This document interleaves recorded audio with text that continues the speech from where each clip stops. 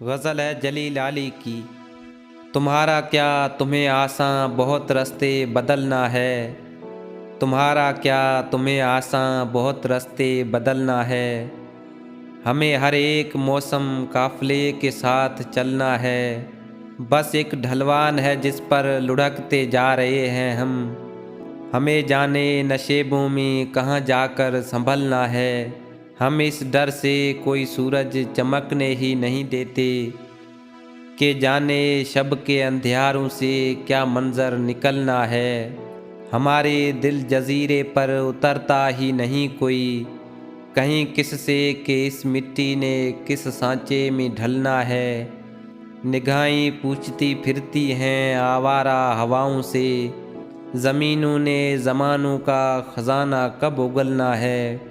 किसी मासूम से झोंके की एक हल्की सी दस्तक पर इन्हीं पत्थर पहाड़ों से कोई चश्मा उबलना है।